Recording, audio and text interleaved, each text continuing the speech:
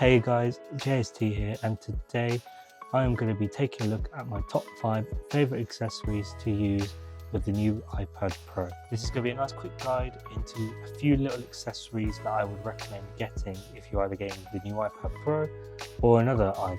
All these items are fairly inexpensive and reasonable, bar one item, which I'm going to get into right now. The first accessory we're going to look at is the new Apple Pencil Pro. Now, I already spoke about this pencil in my last video where I compared it to the previous second generation pencil, and I would highly recommend picking it up if you are a drawer or an enthusiast and likes to draw and create. I honestly recommend picking this up. I don't recommend picking up a third-party stylus as those tend to have less features, and in fact they don't really tie in well with the iPad ecosystem as well as the official Apple one does. So I'd highly recommend getting this. It is £130, so it is fairly expensive for an accessory, but this is probably the one that you guys would value the most out of, so I'd highly recommend picking this one up. Now, the second accessory is actually the case itself. Here I have the ESR Folio Case. Box standard, nothing special about it. It's the same sort of folio case that they've been doing for the iPads for years now, and for me it honestly just does the job. It has a couple of different viewing modes and it can be stand in different ways, so you can get good viewing if you're on a desk or if you want to use it for watching TV. And it's got a little flap as well for the pencil, so it keeps that nice and safe in backpacks.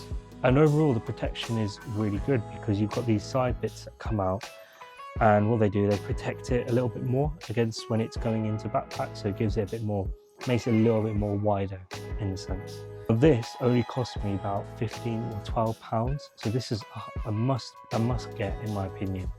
I wouldn't recommend getting like big tough cases or any of these expensive ones from like Apple, for example, with a £90 folio case, as in my honest opinion that's just not worth it, because you get all the same things here, maybe bar the extra strong magnets maybe, but in my testings I've had these folio cases for years now and they've lasted my iPads very well.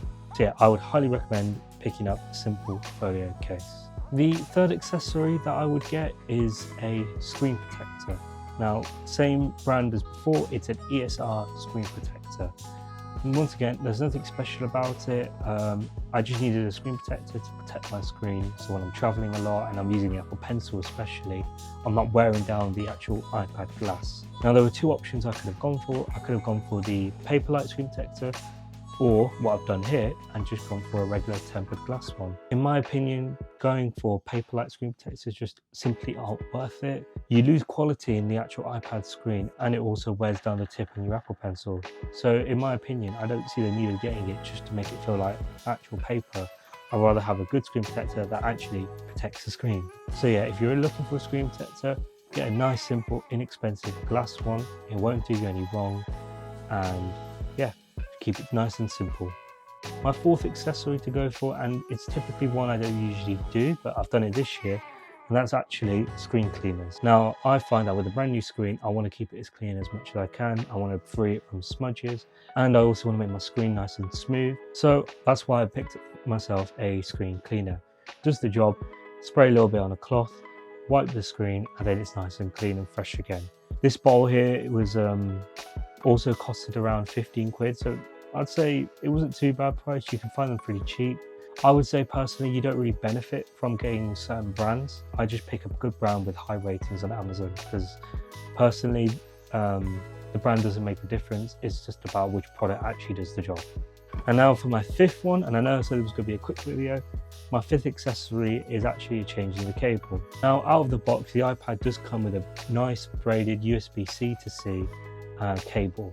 However, I just find that honestly it's just too short, so I wanted to go online and find myself a nice long one, which is what I've got here. This is just an Anker USB Type-C to C braided cable, and it just does the job. It's nice and long, it's got very good length, so I can have it on a brick across the table and it would reach comfortably, and it's got a hook here so I can tie it up, and it's easy for traveling as well.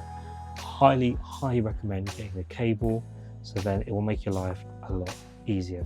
So that about wraps up the video. Like I said, quick, right to the point video.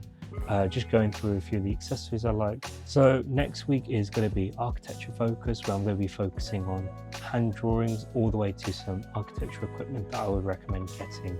And I'll also be doing some guides onto the best way to improve your drawings and your model making. So if you're interested in that, please like and subscribe on this video, as this will really help this channel to grow.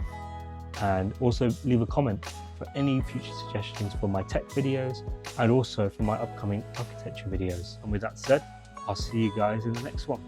See ya.